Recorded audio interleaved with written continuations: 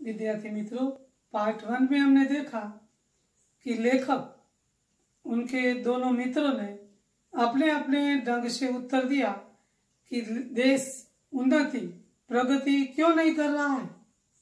Part 2 में आज हम देखेंगे कि एक दो और व्यक्ति जो है उसे लेखक यही सवाल पूछ रहे हैं कि देश, हमारा देश भारत उन्नति प्रगति क्यों नहीं कर रहा, और दोनों ने क्या उत्तर दिया ये आज हम समझेंगे।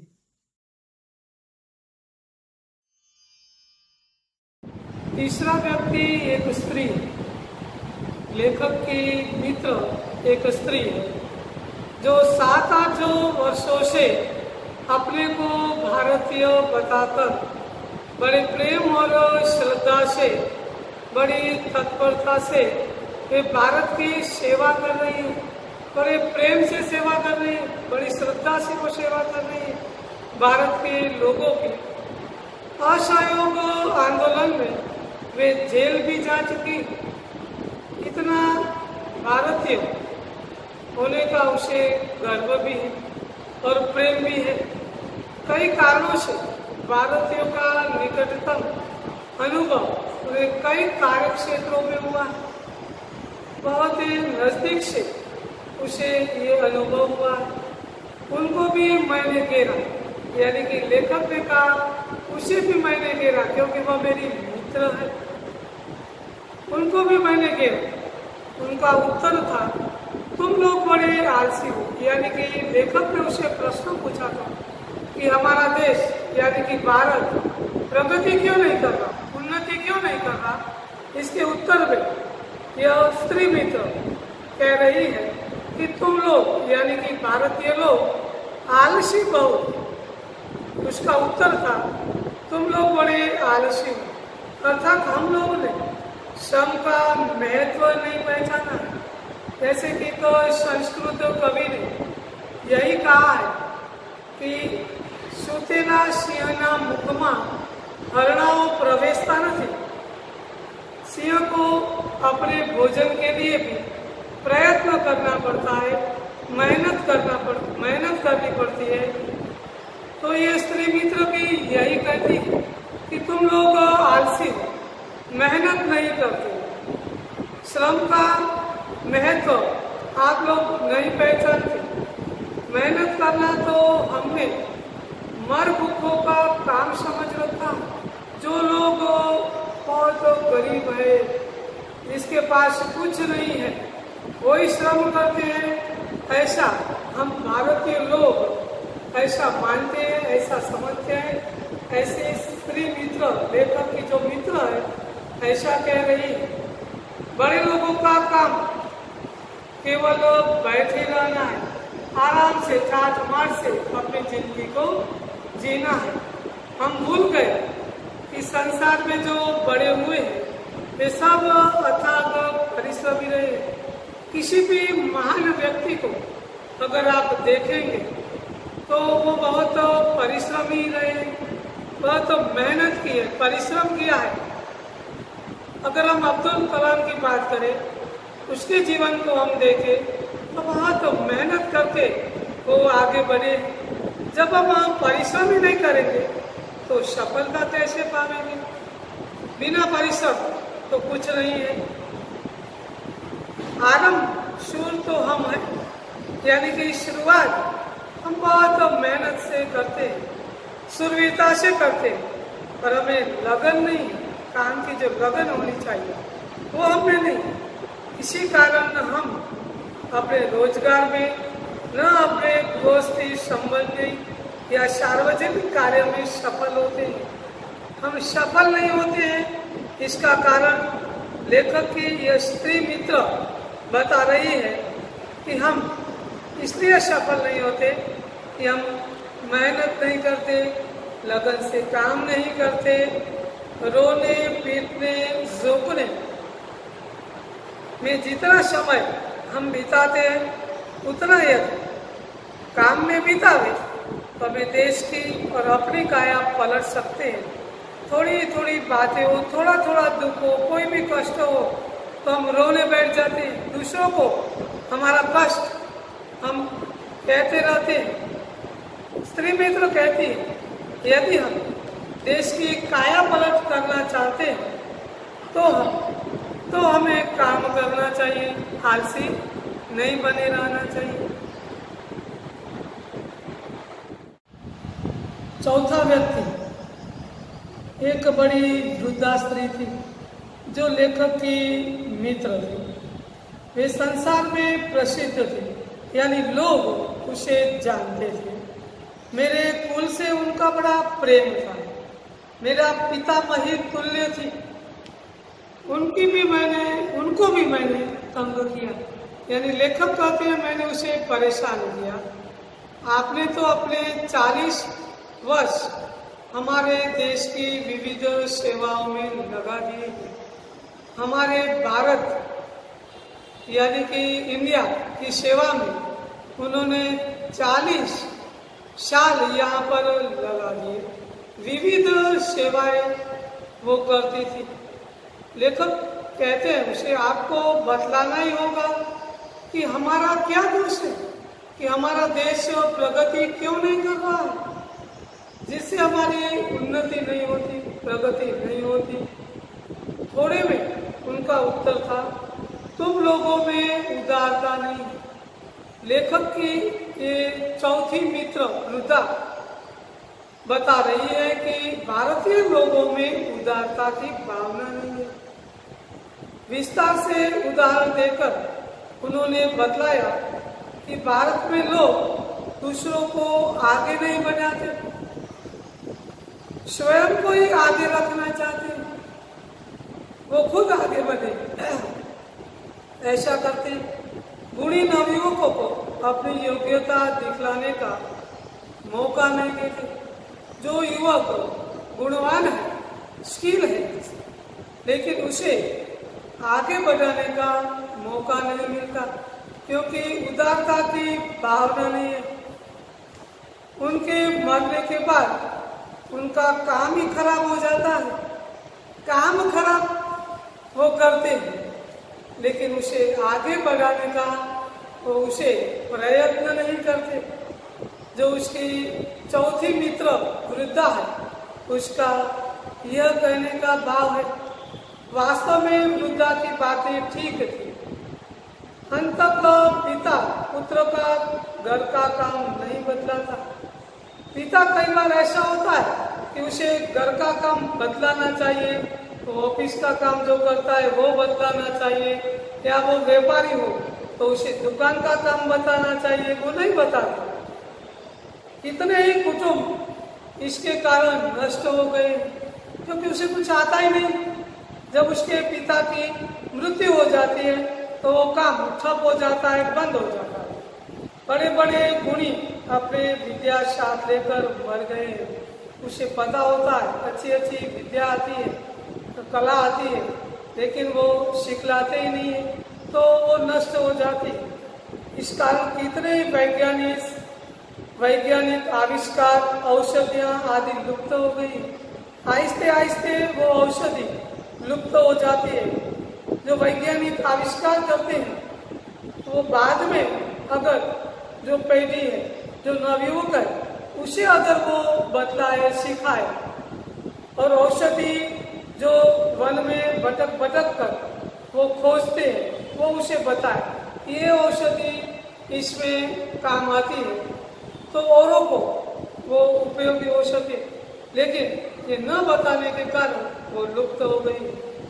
पेशों में इतनी प्रतिद्वंदता हो गई है कि बड़ा छोटे का काम नहीं सीख लाता। इतनी स्पर्धा हो गई, बड़ा हो तो छोटे को ये काम नहीं बताता कि भाई ये काम कर, ये काम तुझे ठीक आता है तो इसमें तुम आगे बढ़, इस तरह तुम काम कर, ये कोई सिखलाता नहीं है। सार्वजनिक जीवन में तो इतनी विपत्ति दिख पड़ती है कि चित्त व्याकुल हो जाता है।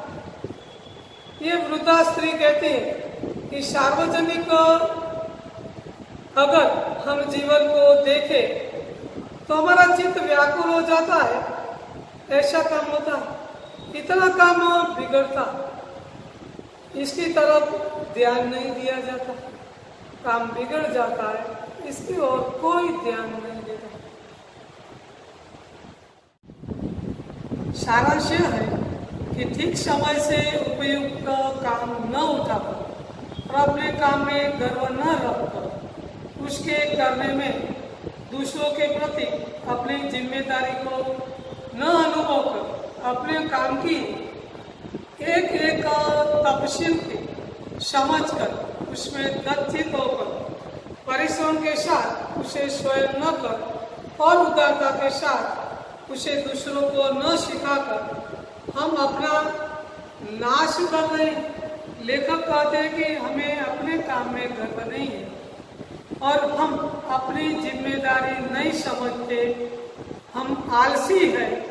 हाँ, इसी कारण परिश्रम नहीं करते हैं, इसी कारण हम अपना काम नष्ट कर रहे हैं, हम दूसरों को सिखाते नहीं हैं, इसी कारण हमारा काम आहिस्ते आहिस्ते नष्ट हो जाता है। चारों मित्रों ने एक एक अंश हमारे दोषों को बताया। लेखक के जो चारों मित्र थे, हमारा देश उन्नति क्यों नहीं कर रहा, प्रगति क्यों नहीं कर रहा, इसका उत्तर चारों मित्रों ने अपने अपने ढंग से दिया। लेखक कहते हैं कि उन्होंने यही कहा कि हमें उदारता नहीं है, हमें काम का गर्व नहीं है, हम आलसी है। एक एक अंश हमारे दोषों को उन्होंने बताया। उन सब को मिलाकर मैंने उत्तर पूर्ण कर दिया है। लेखक यही कहते हैं, यदि और भी सूत्र सत्य कोई जानना चाहे तो मैं कहूँगा कि हम नागरिक कर्तव्यों और अधिकारों को भूल गए। हमारे कर्तव्य क्या है, हमारे अधिकार क्या है, हम अपनी जिम्मेदारी अच्छी तरह नहीं निभाते। लेखक कहते हैं इन चारों को मिलाकर मैं यही कहूँगा, बड़े से बड़े नेता के होते हुए भी हम साधारण जन उनसे कोई लाभ नहीं उठा रहे। जो बड़े नेता है, बहुत होशियार है, बड़े अच्छे वैज्ञानिक है, उनका हम लाभ हमने नहीं उठाया जो उठाना चाहिए, जिससे हमें और हमारी आगे की पीढ़ी को बहुत अच्छा रहेगा। हम उनकी मूर्ति की स्थापना करते हैं, हम मूर्ति बनाते हैं, उनका जय जयकार पुकारते हैं और इसी में अपने धर्म की इतिहास समझते हैं, मूर्ति लगा देते हैं, उसकी जय जयकार करते हैं, लेकिन उनसे सीखते नहीं। सीखना चाहिए जिससे हम अपने देश की प्रगति कर सके। हम उनके कहे अनुसार चलते नहीं, वो जो कहते हैं वो हम करते नहीं, आदेशों के अनुरूप अपने जीवन का संगठन नहीं करते। वो जो आदेश देते हैं वो हम मानते नहीं है, हम अपने जीवन में उसको उतारते नहीं है, इसलिए हम प्रगति नहीं कर सकते। यही कारण है कि हम वही के वही हैं, इसलिए हमारा भारत वही का वही है, हम आगे नहीं बढ़ सकते। संसार वेग से चला जा रहा है, संसार वेग से चला जा रहा है, हम तटस्थ हैं, हम वही का वही, वहां पर हम खड़े, सामने सब कुछ है जो आकर हमारा काम कर दे। दूसरा क्या कर सकता है जब हम खुद कुछ नहीं करना चाहते? जो कुछ करना है हमें करना चाहिए, दूसरा कुछ नहीं करेगा, हमें अपने को ही खुद को ही करना पड़ेगा। यदि हम ख्याल रखेंगे कि देशभक्ति केवल व्याख्यान देने में नहीं है और व्याख्यान सुनने में नहीं है, कोई देता है व्याख्यान तो हम सुन लेते हैं या व्याख्यान देते हैं, तो उससे देश की प्रगति नहीं हो सकेगी।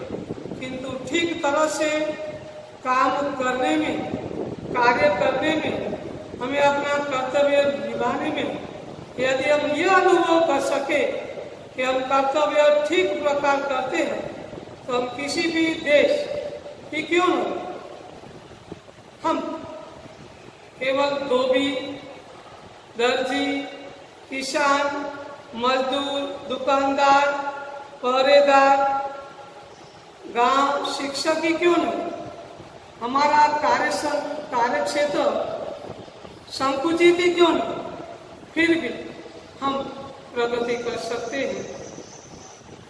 तो हमारा देश एकदम आगे बढ़ेगा, हम प्रगति कर सकेंगे। लोग अगर जागेंगे, लेखक का कहने का भाव यह है, लोग अगर जागेंगे तो उसके एक अंग में जान आ जाएगी, तो हम प्रगति कर सकेंगे।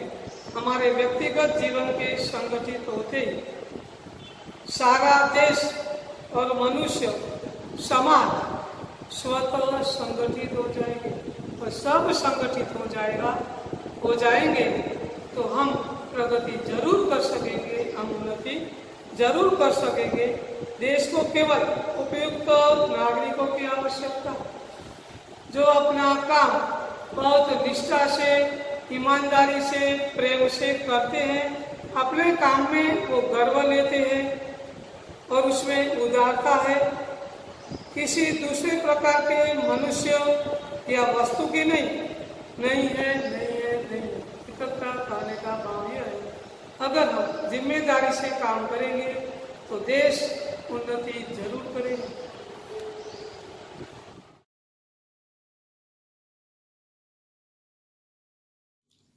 शब्दार्थ, खप्त, धुन, वाद्य, विवश, दरखास्त, आवेदन, प्रस्ताव, दासता, गुलामी, दावत, भोज का आमंत्रण, निमंत्रण, मेजबान, यजमान, इतिश्री, समाप्ति, मर भूखा, ज्यादा भूखा, जो भूख से मर रहा है,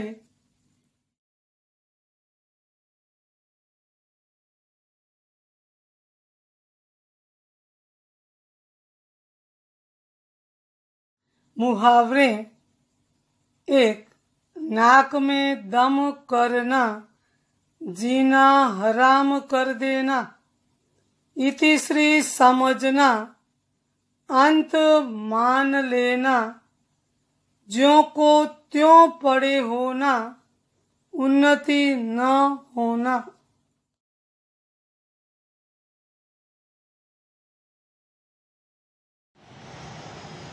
स्वाध्याय। निम्नलिखित प्रश्नों के नीचे दिए गए विकल्पों में से सही विकल्प चुनकर उत्तर लिखिए। 1. प्रत्येक नागरिक को पूर्णतः लगन एवं निष्ठा के साथ कार्य करना चाहिए। इसका सही विकल्प है ईमानदारी। वृद्ध ईसाई पादरी ने कहा, इसका सही विकल्प है, तुम लोग अपने काम में गर्व नहीं लेते। तीसरा, भगवान की मूर्ति की स्थापना करने के बाद उसका सही उत्तर है उनके कहे अनुसार चलना चाहिए। अब एक एक वाक्य में उत्तर लिखिए। लेखक को किस बात की खपत है? उत्तर है देश की अवनति के कारण जानने की खपत है। दूसरा वाक्य, कुटुंब व्यवस्था किस प्रकार नष्ट हो गई? गुणी बड़े बुजुर्गों द्वारा अपना ज्ञान अपने पुत्रों को न देने के कारण कुटुंब व्यवस्था नष्ट हो गई। आगे देखें प्रश्न और उसका उत्तर। हम किसकी जय जयकार करते हैं? हम बड़े बड़े नेताओं की जय जयकार करते हैं। चौथा, सच्चा देशभक्त कौन है? जो अपना कर्तव्य ठीक से करते हैं वो सच्चा देशभक्त है। 2-3 वाक्यों में उत्तर लिखिए। ये अपने नोटबुक में लिखने का है। सही विकल्प में उत्तर, एक एक वाक्य में उत्तर और सविस्तार उत्तर और अपरिचित शब्द और मुहावरा ये सब स्वाध्याय अपने नोट में 2 कार्य में लिखिए।